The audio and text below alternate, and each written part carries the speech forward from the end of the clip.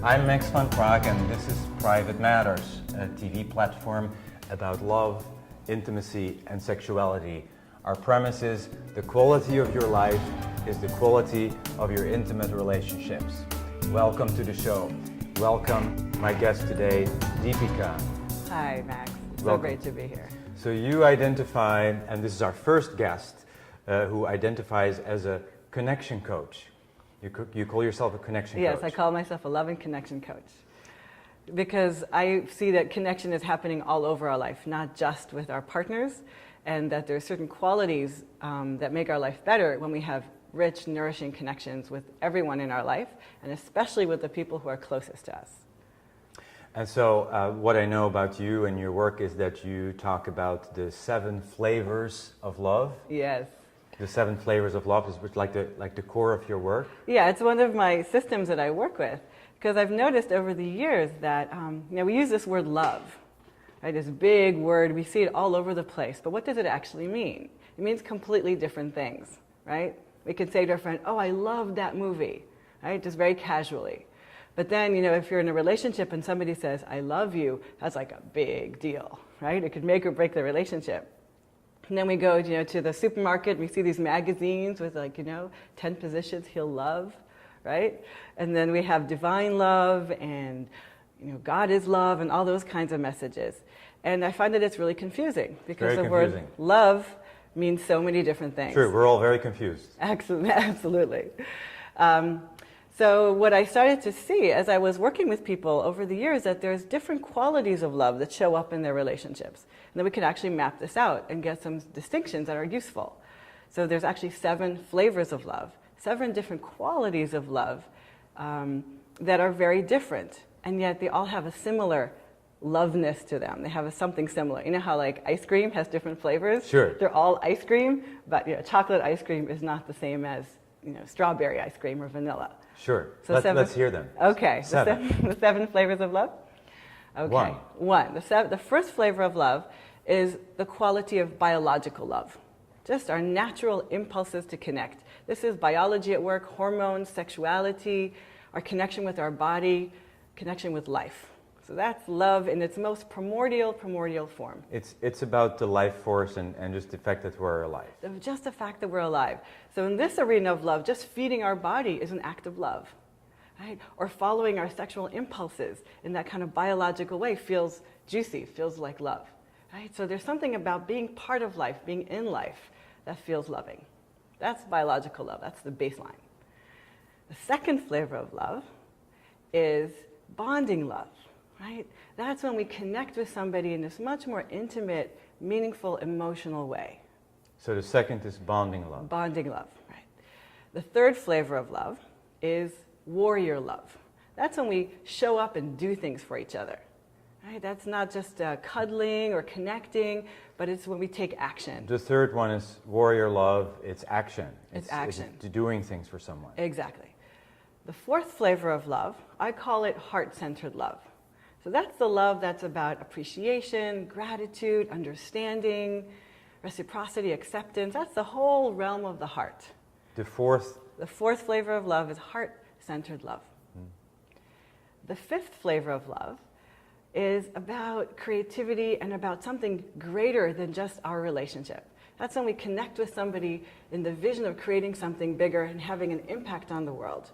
So that happens when you're jamming with other friends and you're making music and you just fall in love with each other because it's so amazing and magical. So that's creative love, the fifth flavor. The fifth one is creative love. Exactly. The sixth one was hardest to find a name for. The sixth I call soul-seeing love. This is when we see into the soul of someone else. It's this deeper kind of connection that isn't personal so much. It's not about our relationship and our story and our personality. It's seeing into the essence of someone or something. The sixth one is about intuition. It's intuition and connection at this, the deepest core level, soul level love. And the seventh flavor of love, of course, is divine love. It's the love that is just there because we exist. It's the love of the universe showering down upon us at all times. It's the love that religions have been talking about, that hymns have been written about, that we belong, and that we are part of something much, much greater, and it's not so personal anymore. And when we bring that quality of divine love into our relationships, it also gives our personal relationships a much bigger, broader context. The seventh one is divine love. Yes. It is the knowing that that we belong here. There's a reason we're here. I have a right to be here, Yes. even if I don't understand what's really Yes, going and even on. more than that, that I am a divine being. I am part of something much, much greater than just my human experience. So how did you come to the 7 flavors? Well, it really came from experience. It came from my own experience in relationships and also from seeing it in my clients. I noticed that there were certain people that I had a great connection with in a certain way, and I had a terrible connection with them in another way. And I got curious about that. Speak a little bit about your own experience. What of these areas was a challenge for you? Yeah, so for example, there was a time that could be really great at making friends. And people loved me, and it was really easy to make friends, and there was a lot of love in my life that way. But when it came to intimate relationships and sexual relationships with a man and having a real partnership, I was really bad at it. And I would get really triggered, and I would get really emotional, and all of my abilities as a friend were just gone, were out the window, for example. And then I started to get curious, why is that? Or some people that I met had a fabulous relationship with God. They felt very loved, they felt very connected, and connected to the universe and all that, but they couldn't get anything done. And they weren't accountable, and they didn't show up as a partner or as a friend, and that was really frustrating.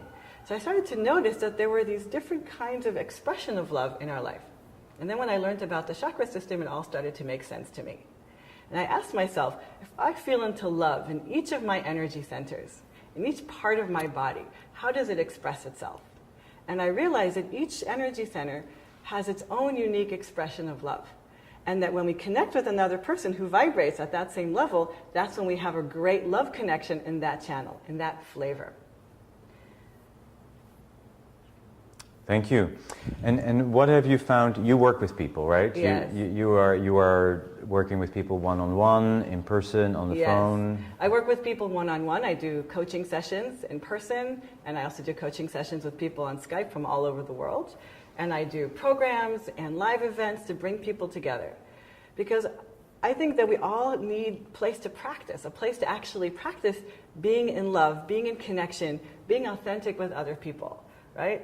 We go to 12 years of school and we learn all kinds of other skills, but nobody really teaches us to open our heart or to listen to each other. That's true. And many of our parents didn't know how to be intimate. Exactly. They didn't learn it, and they certainly didn't set a good example Exactly. about how to be intimate. So what happens is most people become really good at certain flavors of love. Like I said, some people become really great at a certain quality of expressing their love, but they're really bad at others. And that creates this frustration in our life. It's like, how come I could Example. I give you an example. So somebody can be great at sex, really good at feeling and connecting and bonding with somebody, but they can't have a conversation, right? You try to communicate and work things out, and it's like, forget it, right? Or and I think all of us have this in our relationships. Or they right? can have a conversation and they can't have sex. Exactly. Or Somebody they can- love everybody, but they never show up on time, or they don't Exactly. show up, period. Exactly. So that's what happens in our relationship. We connect with somebody. We have this great time. We have this sense of vision of how we're going to help the world. We really bond through our ideas. We understand each other. And then you get in bed and it's like flat, right? So a lot of times, especially when we get closer to somebody, we start to see that there's these certain areas that we really connect, we really click, and there's some areas that it's like we just keep missing each other. And sometimes the whole relationship will fall apart because we're so frustrated in a certain aspect of that relationship. Or we start looking for that fulfillment with somebody else. Yes. Right? We meet other people outside the relationship that, ooh, with this person I can really play, or with this Yes. person I have a really strong sensual connection. How come I don't have that with my partner? So when we actually can identify the areas of love that we're good at and the areas of love that we're not so good at, that gives us the capacity to actually start doing some work and learning how to become more capable, more skilled, more proficient in all those different 7 flavors. Very good. So people watching are asking, what should I do? What should I do with this information? Do you have any practical advice? Absolutely. So I was thinking to share with the viewers on the show about 2 of the main places that couples tend to get stuck and tangled. The 2 areas of love that are most significant for intimate relationships are the bonding love that have to do with sensual connection and feeling like I belong to you and that you belong to me, and that also come up in sex, right, when we feel really connected in that way. And I also wanted to share something about our heart, right, how it feels when there's an interference or a disturbance in our ability to connect with somebody heart to heart. So I thought I would share a couple of practical suggestions please about do. this. All right. So the first thing around bonding love to understand is that a lot of times we think that bonding needs to stay fixed, right? We're connected, so we're connected forever, right? But it doesn't work that way. The truth is that the bonding love flows like a breath. So just like we take an in-breath and we fill up and we kind of come really close to somebody, we kind of breathe them in and we get really, really close and it's really yummy. That's the in-breath. We also need to breathe out and actually disengage from somebody and have some more space to just feel myself. Yes. So one of the great secrets to a healthy, juicy relationship is to let love breathe. To let it flow like a tide between intimacy and connection and alone time. It's very valuable. This is very important. It's not like, grasping or holding on to, it suffocates love and exactly. love will die. It's like holding your breath. Imagine if you're just holding your breath all the time, together. You can't stand it. So for me as a man, what that relates to when I develop a relationship with a woman is to kind of be in sort of a Zen mode where I don't grasp and I don't pull away or push away. Yeah. So staying in contact without grasping and without pulling away. Exactly. And what I want to suggest is that there's these natural cycles that a relationship goes through. There's naturally moments when we feel more connected and more bonded and more one. And then there's naturally moments that we just need our space. Right? You know, like you make passionate love with somebody and you're all like one body, and then, you know, you take a breath and you roll over to one side of the bed and the other one rolls over to the other side of the bed. You just need some space. And if you can actually follow those tides from the Zen space that you're describing, not being attached to one or the other, the relationship naturally becomes very alive, very vibrant, very connected. Well, it all comes back to acceptance, I think. And acceptance is quality. If you develop that in your relationship, if you say, I'm going to practice acceptance, I'm going to not have an agenda, I'm going to accept you no matter how you show up and no matter what happens or doesn't happen, I'm just going to stay present. Absolutely. Most of the time, even if you're not the ideal partner for the other person, you will develop a valuable bond with Absolutely. them. And what you're describing is more in the realm of heart-centered love. Right? Heart-centered love is where we hold that space of acceptance and love and appreciation for the other person. A place where we can accept and see the other for who they are, where we get curious about each other and actually start to love each other for our quirkiness, for our vulnerability, for the places that are more tender. Yeah? So when we actually are able to hold also our sexual passion and our divine self in that general atmosphere of acceptance, then it makes space for the relationship to really thrive. And one of the keys to acceptance is that it starts inside. In order for me to be able to accept someone else and their quirkiness, their vulnerability, their emotions, I need to be able to accept that Start with myself. you, yeah. Absolutely. You need to feel comfortable and well in your skin. Exactly. So the more I can accept myself, the more I know myself, the more I'm in touch with all these different 7 flavors, the easier it is to meet other people in that way. So back to practices for the viewers. Absolutely. So I wanted to share one really powerful practice, especially useful when our heart feels closed, right? We all know that feeling that we want to be open-hearted, we want to be loving, but it's just like something feels stuck. Right? So I'd like to share with you a really simple practice that's really helpful when your heart feels a little bit closed. And part of the problem is that when our heart feels closed or constricted, a lot of times we get tense because we don't want to feel that way. There's this idea that I want to be open-hearted, I want to be nice, I want to be understanding, I want to be a good partner.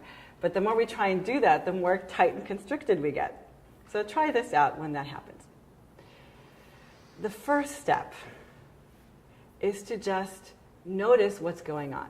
The first step is to say, oh, I'm feeling closed right now, without trying to change it. That's awareness. The second step is to get curious about how it actually feels in your body. Not as an idea, not a concept, but how does my chest right now feel? How does this place right here, my heart, how is this feeling in this moment? It might be hard, it might feel frozen, there might be a feeling of big steel doors coming down, or it might just feel kind of fluttery and tender inside. Take a few moments just to be with that tenderness, with the feeling that's here in your heart. The third step is to bring energy there. And we do that through our breath. So just take a deep breath into your heart. That's it. And just let the energy start to fill that space, however it is. Being compassionate and kind, first of all, for yourself for being stuck and being closed. Like I said, acceptance starts here. So the first step is to be accepting and loving with yourself in your present state. And as you breathe, you'll notice something begins to shift. And you might notice that all this tightness and all this harshness is because you're feeling really vulnerable, or you're feeling scared, or because actually you really care about the other person. And it's also sometimes scary to feel how much you care. So just follow your breath into that deeper, more tender place now. Into the place inside of you where you really care about being connected. Even if you don't know how. Even if you're not sure what the process is, you're someone who cares. And the last step of this exercise is just to let that feeling of caring spread through your whole body. From your heart, let it spread into your belly, into your arms, your legs, up your head. Just being someone who cares and is loving. And then, now that you're embodied in being a loving person, go back and re-engage with the situation. I find it's actually sometimes so simple. We just have to start with where we are. Sometimes we have so many ideals about love, how it's supposed to look, how our partner is supposed to be, right? How the planets have to align so that finally love can happen like some kind of thunderbolt from the sky. In fact, if we can just be with our actual experience, love opens naturally, easily. This is an exercise I do with couples, and I also do it with individuals. Because sometimes we just need one person to stop the cycle of reactivity. All it takes is one person to stop and say, hey, what's going on? I want to really take responsibility for myself and open these channels of love. And then the whole dynamic changes. So we don't actually need to even be in partnership in order to be able to cultivate this. Of course, it's great when you can do it with your partner, and that can be a platform for creating even more intimacy. Yeah. So what are some of the issues that people bring to you when you work with couples? So the biggest issue I see with couples is that everybody has their own patterns. Everybody has their own idea of how to express love and how to receive love. And people have an idea of how it's supposed to be, and they keep trying to change the outer circumstances. How it's supposed to look. Yeah. And when people can start taking responsibility for themselves, that already changes. And also to allow things to move and to change and to be much more alive, rather than trying to get things to line up perfectly. Yeah? So if a partner can start to be much more accepting and allowing of the other person, then the whole system frees up. I'll give you some examples. Sure. Would that be helpful? Sure. Some people come in with this mismatch of the different flavors. So one person keeps giving, through the bonding love, and they keep touching and cuddling and nurturing. But the other person, that's not really what they need. They need to be understood. They need to be listened to, right? Or maybe one person has a really profound spiritual practice that's really significant to them, and the other person isn't interested. They're interested in doing things together. Let's go build something. Let's go play. So when there's this mismatch, then there's often a feeling of frustration and not being met. Right. So what I do with couples is that I help them cultivate the flavors of love that they're not so good at, and learn how to play together in all these different 7 What if they're arenas. just really mismatched, if they're not compatible? One of my other guests said that she had a couple where the husband was an opera singer and the wife hates opera. Yeah, that's tough. That's tough. Absolutely. So you can practice whatever you, it It's may true, not come, and may I not think come I together. think it's a great challenge sometimes to know when a relationship is actually an opportunity for us to grow and become more whole, or when the relationship is actually not healthy for us, and actually it's keeping us from growing. And then maybe it's better to let it go and find someone who's more compatible. Also, relationships change because people change, right? Yes. Sometimes, like, I know couples who met in a certain phase of their life when they did things together and they were really, really bonded around a certain mission, and then one of the people changed and got interested in other things, and they no longer fit. Or the mission got accomplished. Yeah, the mission got accomplished, and now they're ready to move on to something else. And I think that when you could actually understand that relationship is a place for us to grow and become more integrated, then we can actually support each other in that. And if what the support is letting go and saying it's done, then that's also an act of love. As a connection coach, what is your view on polyamory? Well, I think it's really different for different people. Right. I think that there's no one size fits all. And I believe that every couple needs to find the parameters that really work for them. And I love the aspect of honesty and transparency in polyamory. But I also know that intimacy grows through dealing with the challenges and helping each other grow into arenas that maybe aren't so easy. So sometimes it might be the easy way out to go find somebody else that I can play with in that flavor of love, rather than challenge each other to find that together in the relationship. Yeah. Yeah, every situation is different. Where did you come from in your life, and how did you know that this is your path to help people in this arena? Well, I feel like I was born to do this work. I was actually born in Israel to an American mother and a South African father. And I lived in Europe for many years. I lived in America as a child. I've lived all over the world. And I've also lived in a place where there's a lot of disconnection, right? The Middle East and all the chaos there. And I've always known that there's got to be another way, that we were designed as human beings to be connected. And so my whole life path has been a journey of how to be more connected. When I was a little kid, traveling all over the world and changing from school to school and all of that, I got really good at pleasing other people and fitting in. And that kind of worked for a while, but then when I got older, I realized this doesn't feel connected. This doesn't feel real. It's not me. And then I began a journey to find out how to create real, authentic connection that doesn't depend on culture or context, but just us as human beings. And that's been my life's work. That's made you a connection coach. That's made me a connection Yes. coach. And now that I do this work with couples as well, it's really, really juicy to do this in the context of partnership. Because when we start to unblock these different channels and have all 7 flavors of love online, the relationship just becomes so much richer. Yes. That's when we feel genuinely satisfied in the relationship. And for those who don't have a relationship, who are not dating anybody, what would you recommend for them? I would recommend cultivating their ability to be receptive in these different channels. A lot of times people don't have a relationship because there's some fear or wounding or blockage in one of those channels.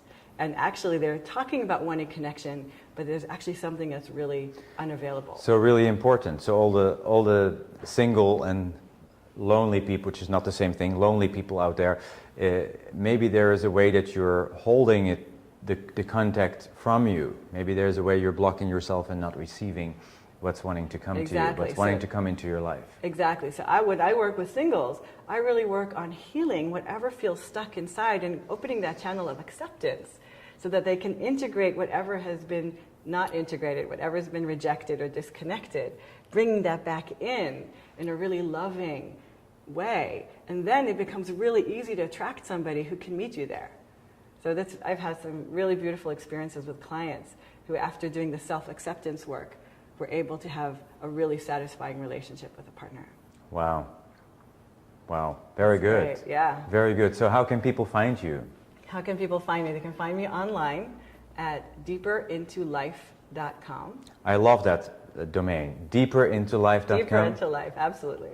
Yeah, because that's what I'm about. It's about living life fully, deeply, in all its dimensions, right? So that's what my work's about helping us be fully embodied, fully alive, fully in love with everything we do and everyone we're with. So deeperinToLife.com. And I have some videos on the website that I guide little exercises, like really simple 5-10 minute things that you can do at home and can really have a profound effect on our ability to be open and connected and loving. It's so important to do these exercises, to not Absolutely. just understand and collect data, collect information, but to actually do the practices. If you want to have better relationship, do the Absolutely. practices. Go to deeperintolife.com. Absolutely. Deepika, it's been wonderful to have you. Thank you. Thank you for all the great work you're doing. Thank you, Max. It's such a pleasure to be here, and thank you for sharing this with the world. What you're doing is amazing. There's nothing more important, I believe, for your happiness. And so here we are on Private Matters. We'll be back next week with a new topic. Thank you for watching Private Matters, where we explore love, intimacy, and sexuality. See you next time.